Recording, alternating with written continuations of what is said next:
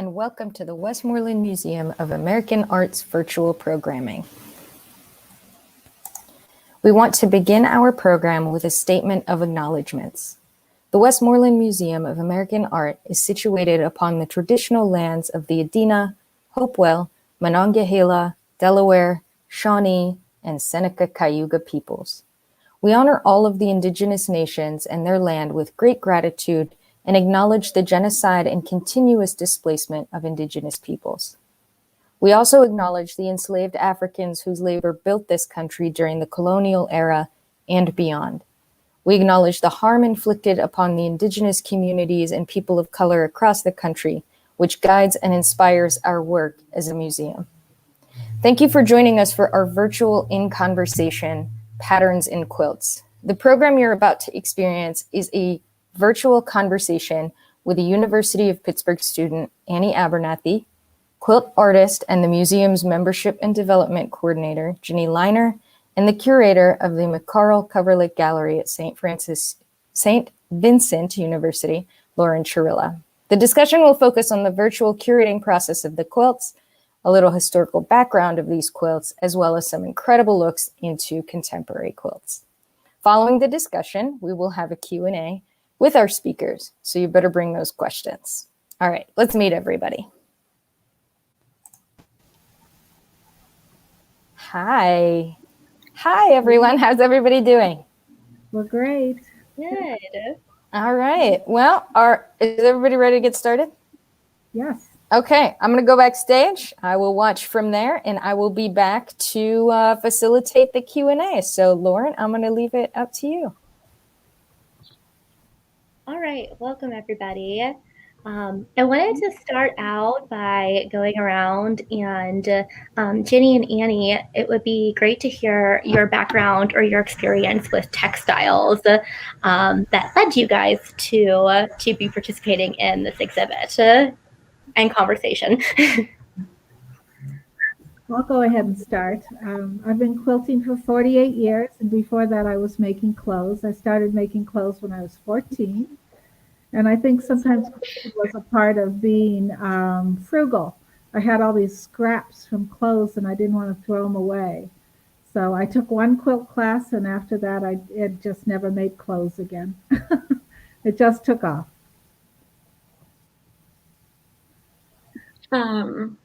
I actually first got into quilts because my grandmother quilts, and I haven't really done any quilting myself, but I've always kind of been aware of quilts and textiles, especially in the museum space, which is where my interests lie. So it was really great to have this experience with the Westmoreland's collection and really engage with this material in this way.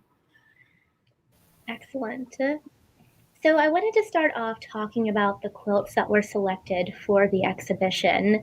Annie, I know that you did a lot of work in the planning process. And can you tell me a little bit, or tell us a little bit about the role that you played in the curating process? What did that look like? How was the experience? So the class met every week, and we would kind of collaborate and refine the exhibition concept. And in particular with these quilts, we were looking at quilts that had really distinctive visual impact with their patterns, of course, but also deeper messages and deeper meanings that we could draw from these. And a lot of this quilt material actually first appeared in one of my classmates, Isaiah's display clusters. So he compared these beautiful quilts that the Westmoreland has with modernist paintings and other patterns there, and kind of all unfolded from there.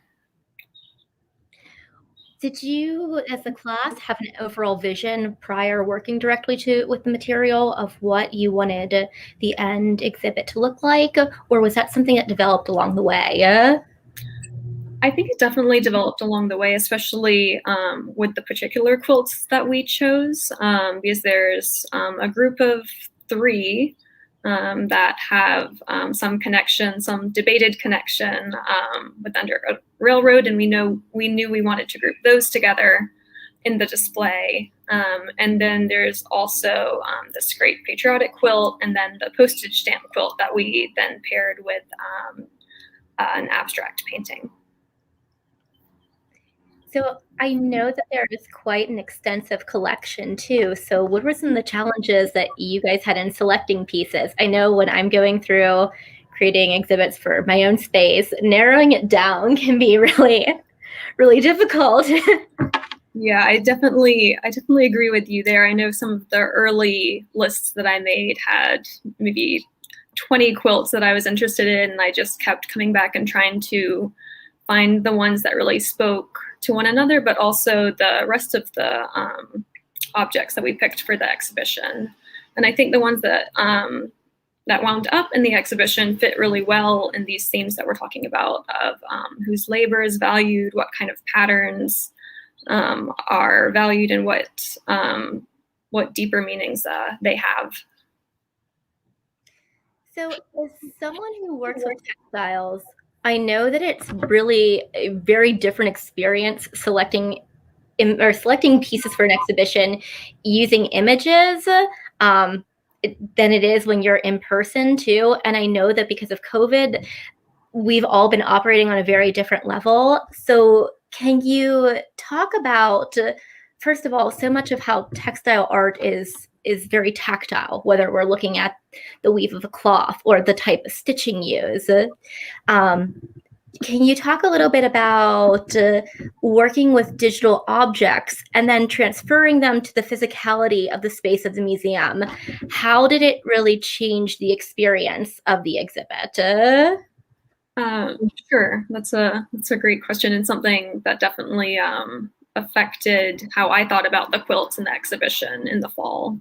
So we first encountered all the objects in the Westmoreland's online collection and online database, which made it really easy to sift through materials very quickly, but also made it very hard to conceptualize the actual object, especially at scale. And as you're talking about with these textiles, kind of the stitching and the very tactile aspects of them. I think, especially with these quilts, some of the biggest things that I found was difficult was then imagining them on display and in space, because I had just been encountering them through my computer screen, just through these images. And I think we eventually landed on this kind of display in the space to highlight some of the small patterns, but then also with the postage stamp quilt all laid out to really get a sense of the whole thing, the whole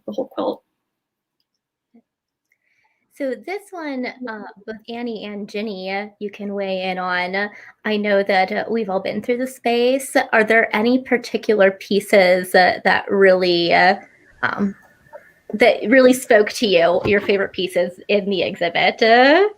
My husband and I walked through the show last week, and we spent quite a bit of time on the quilts on the wall in particular. I think the Solomon's puzzle was the one that we had the most discussion about. Whenever I make a quilt, it's important to not only find the block, but then find the pattern, because they're not the same thing. The block is, in this case, 2 blocks, is just like the function of the quilt, the working parts of the quilt. And then how you put the pattern together is what makes the quilt unique. And this one is very unique. In some places, the blocks are immediately on top of each other. In some places, they're offset a bit. And that's how you get kind of the meandering pattern. So we spent a lot of time talking about this one. My personal favorite one of the ones that are on display is the log cabin. And I'm just a real enthusiast of the log cabin. I make a lot of log cabin quilts, and there's just something really precise about it. I really like precision in my quilts, and I struggle. I try to change and break away from that prison of precision to come up with some more interesting quilts, but I really love the log cabin quilt. And of course, the postage stamp is just amazing because the pieces are not as big as a postage stamp. They are much smaller. Yeah, The postage stamp was one of my favorites too. It's just so astonishing to me how tiny they are, and just thinking about the amount of time that went into to making it too. Annie, did you have a favorite when you were putting this together? I think the postage stamp one also has a really, really big space in my heart, especially thinking about all the different sources of the fabric and all of them brought together in this way. And like you said, the time and labor put into this is really remarkable. Yeah, Annie, speaking of labor too, and we can go into this a little bit further too, a lot of the quilts and quilts in general have been the work of women too. And it's really interesting, I think, to talk about it as labor, because so often when we look back at women's work, that is devalued and looked at as something that is leisure, something that women are doing as recreation. But that kind of segues here. I know that, Annie, you did quite a lot of research on the 19th and 20th century quilts featured in the exhibits. So can you talk a little bit about some of the stories that you uncovered that you found compelling? I know that you even sent today some really interesting work with the postage stamp quilt, but from that one and then any other stories that we want to talk about too. Yeah, sure. I can start with the postage stamp quilt. So in my research, I found that in the 19th century, women would make these out of, like you said, very small scraps. And then eventually it was reported on in the newspapers that so-and-so, this example, a lady near Doylestown, Bucks County here in Pennsylvania, made a quilt with 27,656 pieces. And then this other example from a newspaper in Mississippi of a young girl making a quilt with over 45,000 pieces. And then in this second example, it remarks, "It is fearful to think a mind may also go to pieces, fastened so long to such useless work." And that kind of going back to what you were saying about quilts often being women's work and it not being seen as labor, but instead as leisure, kind of in this instance, kind of a useless work.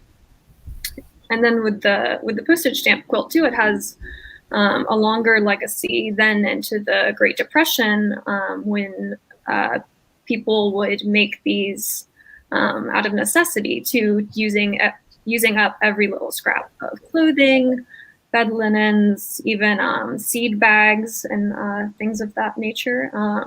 And I thought that this one is a really, really interesting example. Maybe Ginnie can talk a little bit about the postage stamp pattern today, but a really interesting thread throughout history of the pattern and its relation to quilting. Well, I'm always learning something interesting about quilting. In fact, I'm always challenging myself to do something different, to step outside the very comfortable box of what I've done before. And I just learned a few years ago that there's this thing called inchers, people who make, I thought, quilts with 1-inch squares, but no, they were quilts that were 1 inch. And it's really quite amazing the things they were doing.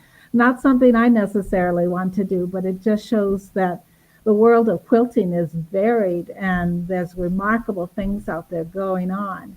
The thing I kind of like to say about this time, this whole idea that it's women's work and it has no value, that's been prevalent since the beginning. And it's so unfortunate that the quilts in our collection, we don't know who made the quilts. So I am always getting on my soapbox to fellow quilters. I belong to 4 online quilt groups. I don't belong to an actual real world, go to a meeting quilt group. I'm always telling people, you've got to label these things. You've got to put your name on it. You got to say who it's for, what the occasion was, the date it was made, and where it was made, because let's face it, this is women's history. This is a history of what some women, not all women, do. And we've been left out of the history books for the most part. And we've still been in the background working our fingers to the bone, either sewing or doing something else. So Let's not do the same thing to ourselves with our quilts. Let's make sure that our history is recorded. So I'm a real proponent, a real pusher for putting labels on quilts. The other thing I like to tell people do is to get them appraised. You would be amazed what your quilts are worth, even for replacement value. And when you give someone a quilt and you hand them the appraisal, not only does it say, I love you, but it says, hey, this is worth something. And so I always try to get my quilts appraised as well. Thank you. Annie, too. So speaking of women's history, there was some information that you had found about ties between quilting and women's hysteria. Can you talk a little about that? I just thought that was really, really fascinating.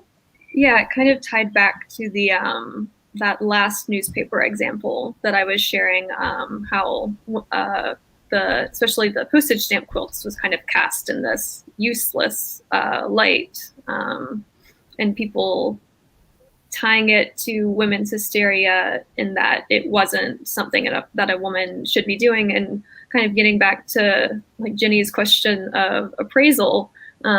This newspaper says that this quilt that the 16-year-old made will be no better for use than the $2 quilt made of plain material. But that, taking into account all the labor, that doesn't seem like a fair price for something with over 45,000 squares.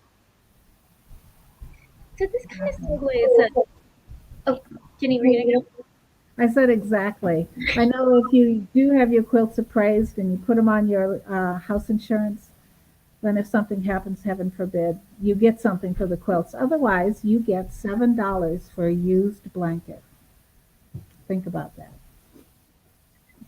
Well, this kind of taps into a long-standing debate with quilting, too. The question that is posed a lot is quilting art? Do you want me to jump in here? Sure, go ahead. Well, I have to tell you, I'm always immensely flattered when someone refers to me as a quilt artist. I like to think it's art because I pour all of me into it when I make it. And I think that's what art is. It's taking what we are and sharing it basically with the world. It's a way of expressing yourself, how you see the world, how you feel about the world. So to me, yes, quilts are art. I do know that that's not a widely held belief. Many people think of quilts as craft or hobby, or as in this newspaper article, maybe a needless activity when you could go to Walmart and buy one. You know, you could get a quilt with the slip covers and a set of sheets for $19.99. So yes, my answer, I come down definitively that quilts are art. Annie? Yeah, I think a big part of making the exhibition for us was bringing these quilts up to the level that so many people have put like modernist art and these kind of patterns on. And then really thinking about what kind of makers and what kind of art has been privileged in art history and in museums and in collections, and really interrogating that in these comparisons and in this exhibit. Yeah. And you can find quilting in almost every culture. I mean, they were making something that was similar to a quilt in Egypt with papyrus. There's quilting in Africa. There's a very strong African quilting tradition. So quilting as art crosses culture. So that I also feel elevates it to the level of art, that it is everywhere. It's just not one specific place. So one of the things that we're able to do with material culture is a process called reading against the grain, or using objects in a non-traditional way to narrate the stories of individuals who didn't leave written records. So, Ginny, I know we've touched on this too, about talking about how quilt history is women's history, but how do you both see this within the history of textile making, and how can one use an item such as a quilt to talk about stories or uncover stories about the past that don't traditionally get told. Annie, you want to go first? You want me to start? I can go ahead. I think that using quilts in this way really opens up what we think about history, especially in my research of 3 of the quilts that are on display. They're debated to have been used in the Underground Railroad, the Bear's Claw pattern, the log cabin pattern, and then Solomon's Puzzle. Yeah, there they are. And looking at the objects and then considering these contested histories really opens up kind of the normative narrative that we've been told of the past. And I think that's something that quilts really have to offer, is kind of a different way into certain material. Ginny, do you want to? Sure. When we're in the middle of doing the great and momentous things in history, in the background, life is still going on, right? So the life that's still going on in the background, in my opinion, is just as important as the things that are altering the world and the perspective and the way we think about the world, and how we govern ourselves and how we get along with others. So the household that is running and the quilts that are being made are part of history. If you are lucky enough to find a quilt, inherit a quilt, be given a quilt, and you know the story of it, and many quilts get passed down with stories. I mean, think about the quilts you have in your homes, and you find out that Aunt Sarah, who lived in Baltimore, made this Baltimore album quilt for her dowry to put in her hope chest before she was married. Those kind of stories get passed down. So it's a form of oral history. And that's all wonderful. But sometimes it's like a game of telephone, right? By the time it gets passed down through the generations, some of the details get lost. So it's great when you can find a written record that can be tied to a quilt.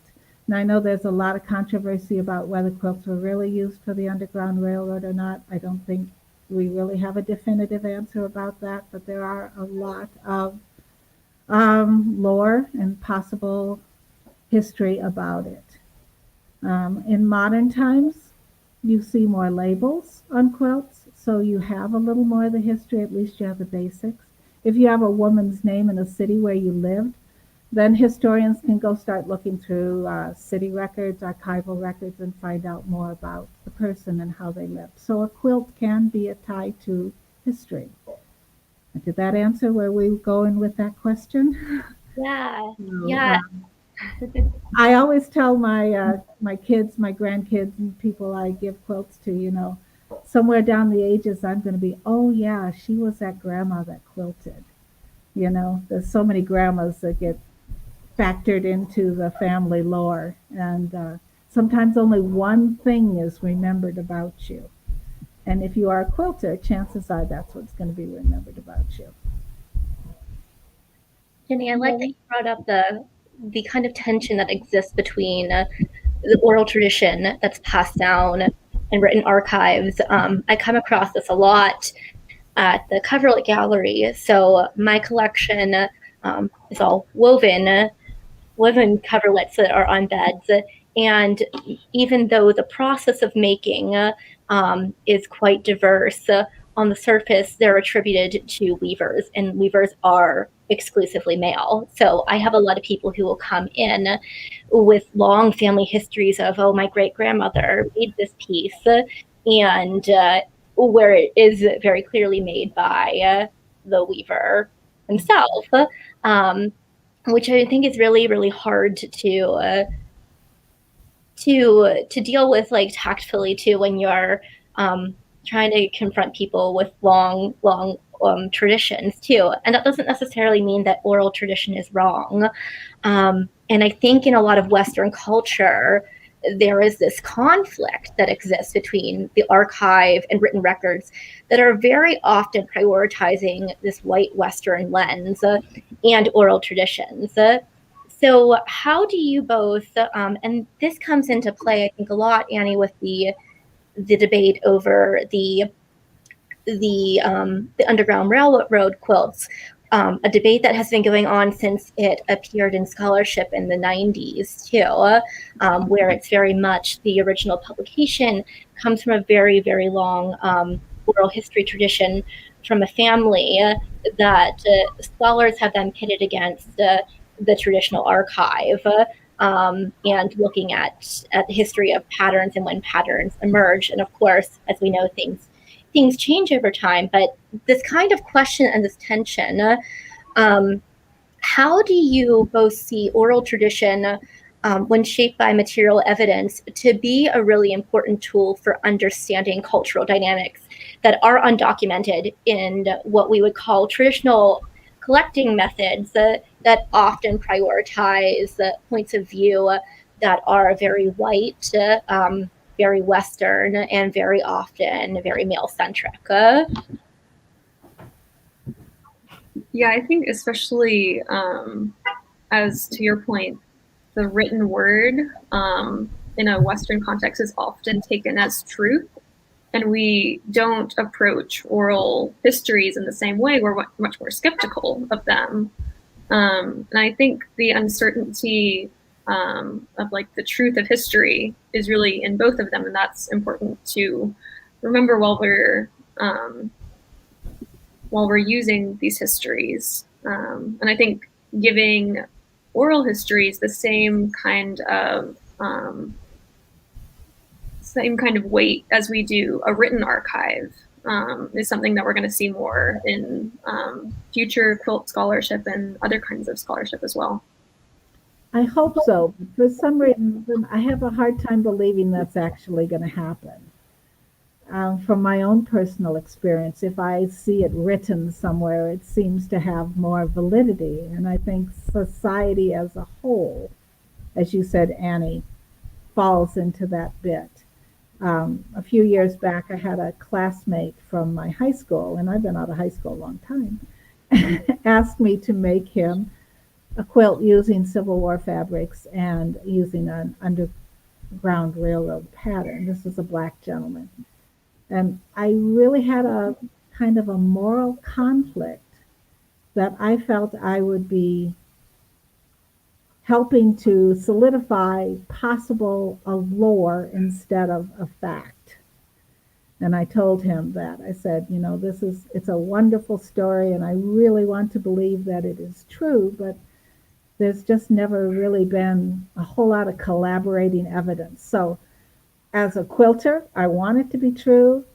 I do have a history degree from St. Vincent College. As a historian, I'm a little skeptical about, jumping on that train, not to make too silly a pun, but yeah, it's hard. It's hard to get past the "it's written so it's true" mindset.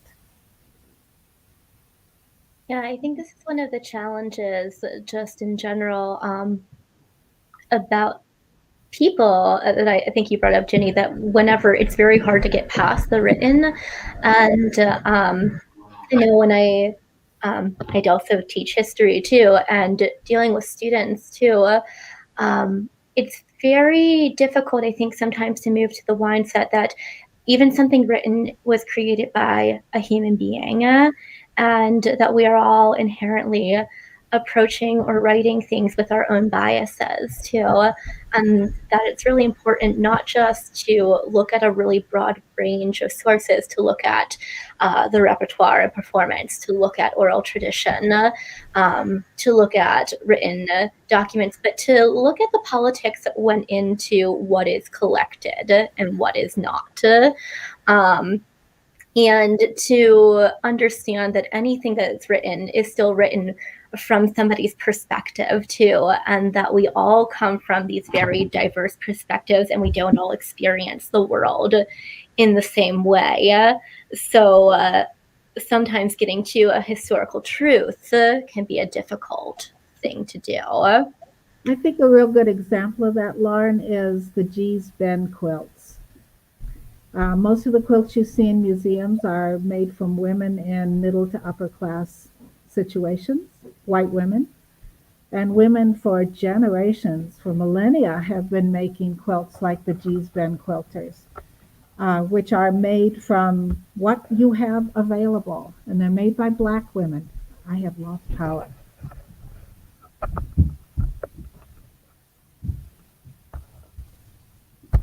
Oh, you're still on, Ginny. Oh, okay, wonderful. Well, It went off the screen, so I thought I went away. So until 10, 15 years ago, most of us had never heard from Gee's Bend quilters, had never heard of them. There's my husband, my technician.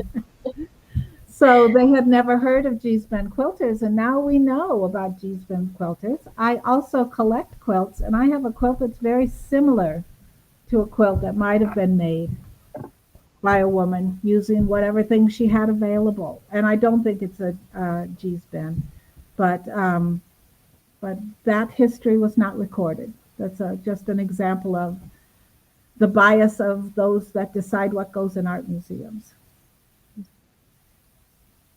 Annie, is there anything you wanted to add? Yeah, I just think to that point, the Westmoreland has a really rich collection in collecting both quilts, coverlets, and these things, but also kind of what most would consider more fine art. So I was really lucky to work with all of these objects at the Westmoreland. We have a lovely collection. I mean, this is just a small piece of it. One of the wonderful things about working at a museum, I also work at the Westmoreland, is you can get up from your desk, you can go up to the galleries, and you can get instantly refreshed by art. It's amazing. It's fantastic. It's one of the benefits of working in a museum that don't show up when the hiring items are listed. And also, Doug, who is our collections director, is always very willing to let us go down in the vaults and look what's there. And we have beautiful, beautiful quilts. And if you haven't been to the museum, you've got to come. Come on, guys. We're free. We're yours. It's American art. Come see your own art. All right, I'm going to switch gears a little bit here too. We've done a lot of talking about how textiles can tell stories, and the stories that are discussed in the exhibit, different patterns. Ginny, I know I've seen quite a bit of your quilting too, and it seems like every single one behind you. Yes. Was in one of Lauren's shows, so. Yes. So Ginny is really amazing at putting together just endless, I guess, ideas and creativity. So Ginny, can you talk a little bit, how do you use textiles to tell stories in your own work? Because it seems like every piece of yours I've seen has a particular story or was made for a particular person. So can you talk a little bit about that process?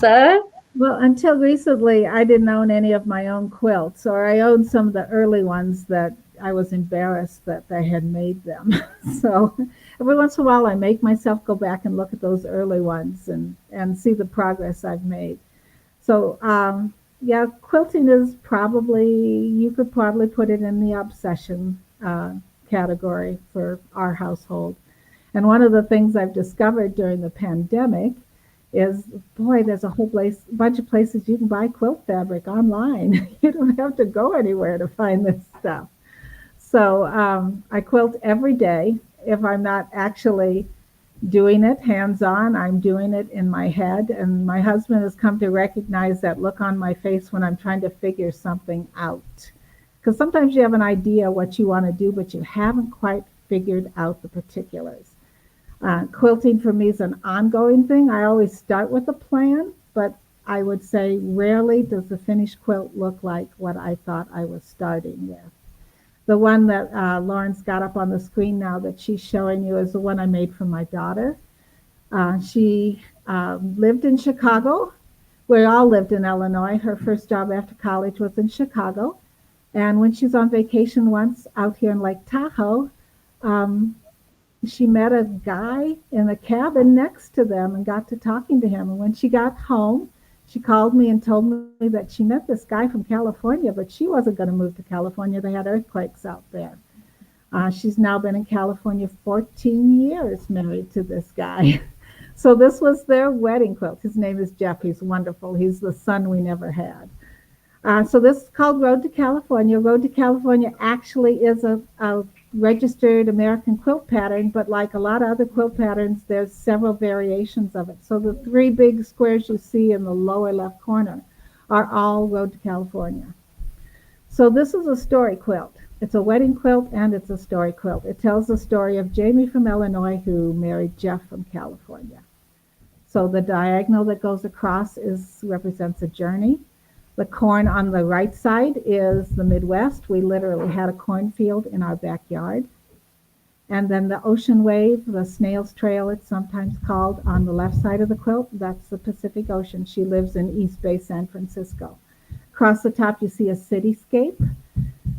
The right-hand side is Chicago, left-hand side is San Francisco. That's where she went, across the quilt, across the nation. Made her family and her life here, very far from Mom, who moved from Illinois to Pennsylvania. I had so many ideas for this quilt that I had to make it a 2-sided quilt, so the other side you see is the second quilt. It's got a traditional arrangement, that's a 9-patch, but they're turned on point. Then the sunflower that's up the side, Jamie liked sunflowers. That's not my own design. That was a purchase design. Give credit where credit is due, right? And then I always sign them, date them, and tell the story as much as I can. So around the quilt are quotes about marriage and love.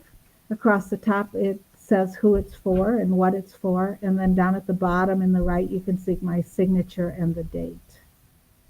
So that's Doug Evans, our collection director up there, helping hold the quilt to take the pictures. And the photo credit goes to Richard Stoner, who does photography for the museum, as well as his own work, his own artistic work. So a quilt usually starts with an idea. It's usually for somebody, and it's usually for some occasion, but not always, but that's generally. There's always that question of what do you start with, the fabric, and then go find the pattern, and then go find the fabric. I think I would say 50-50 for me. Does that help? Is that what you needed to hear, Lauren? So, yeah, no, that's great. I can talk endlessly about quilts, so I have to be real careful not to take up too much airtime. So, tell me when to stop talking. Do you want me to talk about this one now? Yeah, go ahead. Okay. In 2003, 2004, we had a foreign exchange student. He was a Turkish German. His parents were Turkish guest workers in Germany, so he had dual citizenship. And so he came to live with us in Greensburg and went to Greensburg-Salem High School. I was working on a quilt for my mother at the time when he arrived, so he saw me working on that quilt. It usually takes me a year or more to make a really big quilt. And he told me if she didn't want it, he did. So this kind of inspired me, and I told him I would make him a quilt. He went back to Germany. He had to repeat his senior year in Germany, and then he went on to college, and then he went on to graduate school. And during that time, I had made him this quilt. This is a log cabin, like I said, one of my favorites. The variation here is it's got stars in the corner. It's got an 8-pointed cheater's star in the corner. Most log cabins don't.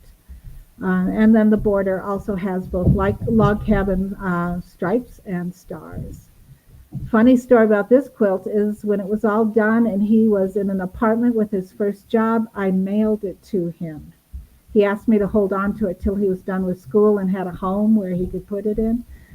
It arrived. His teenage brother didn't have the money for the custom dues, so it went back to the post office and sat for over a month because he forgot to tell his brother that the quilt arrived.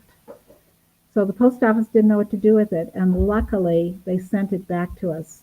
I don't know if that's common, but the quilt arrived back to us, and then later it got sent securely and safely directly to Attila, and he still has the quilt. So that was a little nerve-wracking. When I send a quilt out the door, it's like sending a child out the door. You hope it'll be loved where it's sent. So that's Attila's quilt. Great. I think we have a couple more of yours, Ginny, too, if you don't mind talking about them. Sure. Oh, yes, this one. Because this was the poster or the postcard for the quilt show that she so graciously gave me at the McCarl Gallery. I made this quilt for my nephew and his wife, Laura Zimmerman and Rob Mitchum, and it is a mosaic pattern.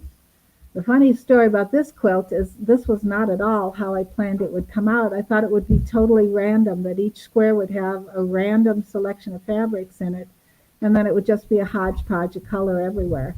And it really wasn't coming out the way I wanted it to. And we used to do yoga at the museum, and I was in a yoga cool down, and I saw a vision of the quilt laid out in a spectrum. That's the only thing I can tell you. It was a vision. It came to me that that's how the quilt had to be. And I'd put quite a few blocks together, so I had to rip all those blocks apart because the quilt told me this is what it had to be. And if I have any advice to give to budding quilters out there is listen to the quilt. The quilt will really tell you what it wants to be.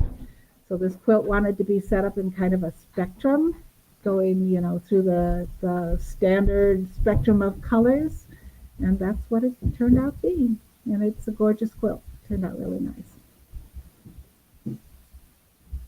The last one I have to show you today is one that I just finished in December. And this is for my youngest granddaughter. Her name's Sylvia. She lives in Texas. My kids think I have a thing about chickens. I've made 3 chicken quilts. They were all Christmas quilts. The name of this quilt is The Fox in the Christmas Hen House. Can you see the fox in the lower left corner of the hen house? And then there's a rooster in the center and all his his hens around him, even a hen up in the loft. And the poor dumb barnyard dog not doing his job out in his doghouse because the fox somehow got in the hen house. The funny story I have about this quilt is, as I think I told you, I belong to 4 online quilting groups, and when I made this one, I posted pictures and showed it in progress as I made it. And I got comments from several chicken owners who were very upset that the fox was in the hen house. And I had to tell people this is a quilt. No actual chickens will be harmed in the making of this quilt. So my daughter said, would you put that quote on the back? So on the back of this quilt, it has Sylvia's name and that the quilt's from her grandma Gigi and my signature and the date and Christmas 2020, and no actual chickens were harmed in the making of this quilt. So try to put a little humor in it. Thank you, Ginnie. So the one thing to kind of follow up on, I think that both of you had done a really amazing job at showing how not just quilts, but objects that we look at, there's a story that we see, and then there are all these other invisible stories and parts of the piece, the history of the piece that went into the making, that goes into the stories of how it came to be, the lives that it's lived. And I think that we all have pieces like this too in our own homes, things that have been passed down, things that we treasure, maybe because we like the aesthetics of them, maybe because we connect to them in some way, or they have family histories. So when it comes to textiles, I thought it might be nice to talk a little bit about how we can care and take care of and preserve the items that we have that are not museum pieces, that are in our own homes too, because they have just as much value, historical value, artistic value, as the pieces that we see on display too. So what are some of the ways, I know Ginnie, you have a lot of quilts that you are storing. What are the best ways, I guess, to care for your textiles in the home? Well, I think Annie could probably tell me what I should be doing with them. But then there's what I'm actually doing with them. I've always said that the quilts run into 2 categories. One quilt is use it. That's what it was made for. Use the quilt. This quilt behind me is my grandson's, and I had to ask him if I could bring it. We are in Tahoe on a family vacation with my daughter's family. He's 10, and he asked me to take very good care of it because it was very special.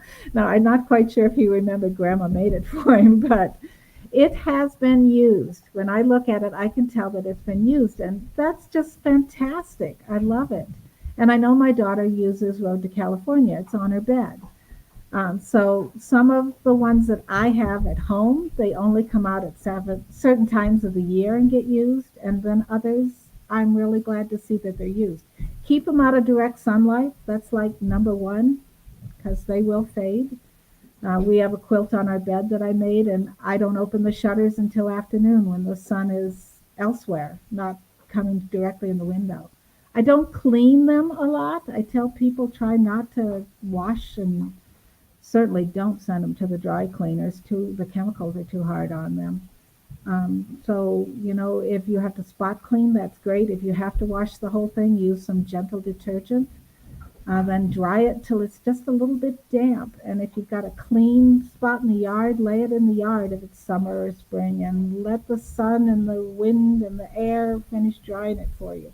Obviously, put it in a safe place where no animals are going to get to it, but use them, enjoy them. I'll just bet all those quilts we've showed today that are in the museum's collection, those women didn't think they'd become museum pieces. They were probably used, right? So it's 50-50 whether you keep them and make them precious or they get loved.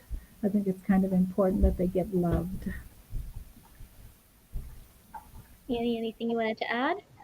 I don't really have any expertise in conserving quilts or caring for them like that, but I do think to just emphasize the balance between use and care, because use in itself is a form of care, using the object and having it in your daily life is just as important as, say, keeping it out of the sun, at least in my opinion. I'll agree with that too. So I have a lot of people come in, and there's one of two ways to do it. So like Ginny's saying, if you're very concerned about preservation, textiles, if you're storing them in your own home, should typically be put in either like a pillowcase, a cotton pillowcase, a muslin pillowcase, and kept out of direct sunlight. Anything that's folded should be refolded several times a year. But absolutely, if you have something in your home and you want to have it out and enjoy it, do that. Because if you're not going to get any enjoyment with it sitting in a chest, then what's the point too? Objects were made to be loved. They were made to be enjoyed too. So the ways that you can balance care is, like Ginny said and Annie said, make sure you keep something out of direct sunlight. And the one thing too, I'll tell you, my collection is woven textiles, and coverlets are made of wool and cotton.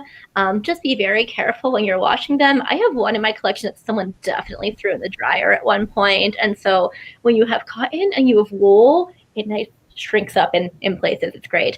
So to exercise a little bit of caution when washing them too, and always do like a lay to dry, hand dry, so you're not exasperating or accelerating wear on a piece that you would like to keep and love at the same time. Mm-hmm. All right.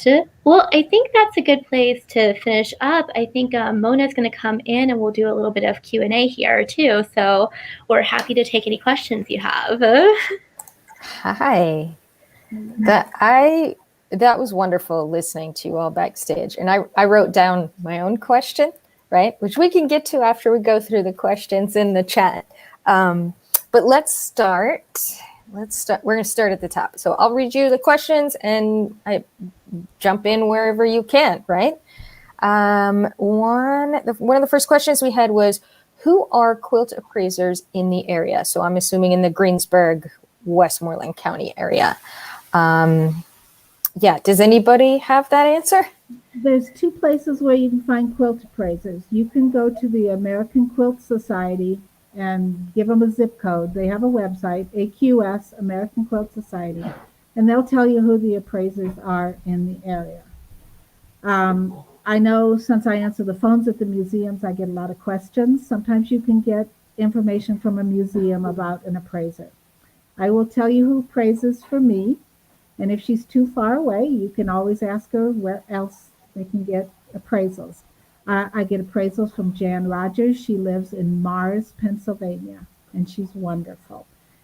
She's appraised quilts at the museum when we've had an appraisal event. Jan has been one of the appraisers, and she's also, I think she's the chief docent at the Carnegie. So Jan knows her stuff. I would look for appraiser that has a background in textiles. It's great if they have a background in the history of textiles or the history of quilts, and make sure they know their stuff. Don't get somebody like an antique appraiser. You need someone that knows textiles.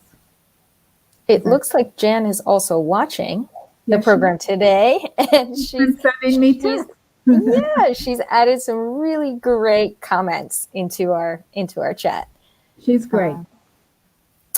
All right, we're going to move on to the next question. How did you decide to hang some quilts folded versus showing the whole quilt? I can talk a little bit about that. So I think some quilts, for example, the ones debated to have been used in the Underground Railroad, we were really just focused on their patterns. We wanted a really kind of close focus on that. So that's why we decided to fold them and then hang them. And then with the postage stamp quilt, part of its appeal really is the sheer number of squares. We knew we really wanted to have that all on display. And then the question of putting that flat kind of on a pedestal instead of on the wall is also a nod to perhaps how these quilts would have originally been used on beds, in houses, and things like that. It was well done. It was beautiful. It was a great exhibit. For me, since I'm still in the working from home space, I didn't get to see the exhibition until probably about a week ago. So the only encounter I had with it was through PowerPoint presentations and photos and everything that has been contributed through programming. So I actually got to see it, and it's incredible to see the different ways they all got displayed. So great work to everybody involved. All right. Okay, so Sally asks, can the fabrics used in a quilt help date it? So I'll jump in on this one. Yeah, absolutely. That one thing, if you bring a quilt to a quilt appraiser, or a quilt historian, that there are specific patterns, specific types of fabric that can be dated to particular time periods too. So especially with items that are not signed and are not dated, that is a critical piece too, that people who are documenting quilts are looking at in order to place it into a range. There are books that you can buy if you're interested. There are a lot of people such as Jan who do work like this too. Another place too that's working on a really large quilt documentation project. It's Brenda Applegate at, I'm blanking on the name. They're in Beaver Falls, and they've been working on documenting quilts for years. And as part of their process, they're going through dating them, giving you that information as well. So this is a project that is happening. So absolutely, that's how one would date or find out more information about a fabric. And to kind of switch gears a little bit too, when we're looking at the quilts, and this is something that I deal with coverlets too, while there may not be connections to enslaved individuals through Underground Railroad, there are definitely connections when we come to the fabric. There was actually really recently an article that was published of a historian working on Martha Washington's clothing.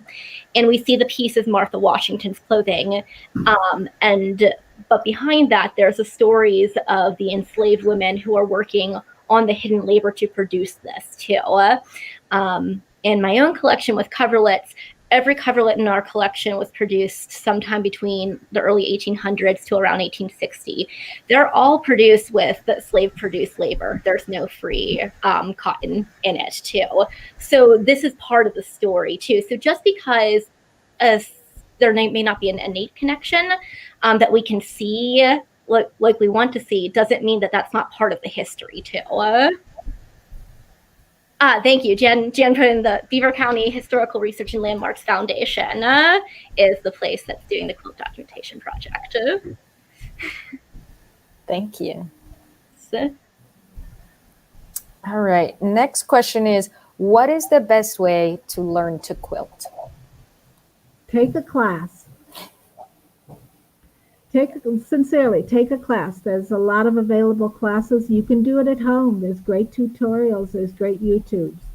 Take a class and then stick your courage to the sticking place and just jump in there. Buy some fabric. You don't need a fancy, expensive sewing machine. And then start. Every quilt I do starts with a piece of graph paper or a piece of notebook paper where I've sketched something that I've thought about. And just give yourself permission to be creative and go for it. But take a class.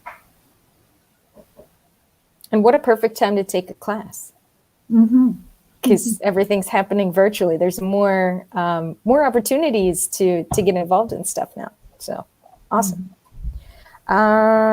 Okay, so a question for Lauren specifically from Nancy. I have inherited a coverlet but know little about it. Are there, or do you evaluate them? hi, Nancy. Yes, I do evaluate them. I cannot give an appraisal, but I can give you any historical background on it too. So I'll have Mona or somebody put my email in the chat so that you can have a direct contact to me. But yeah, so I will be able to go through and tell you information about the coverlet, anything that I can glean from looking at it. Right now, with the pandemic, we actually have it at my museum. I have an archive of about 9,000 coverlet weavers. So I can get access to that at some point. We are currently operating as a vaccine clinic and COVID testing center for the college. So my access is a little bit limited. So maybe I can give you some information now and then delve in a little bit more later too, if that's helpful. That's awesome. Thank you. All right. Well, it looks like we don't have any more questions in the chat, so I'm going to ask my question. Ginny, you mentioned the inchers, about the 1-inch quilts. So during my time in quarantine, and I developed a liking to creating tiny objects, and I started building little tiny rooms, and these behind me back here are paintings.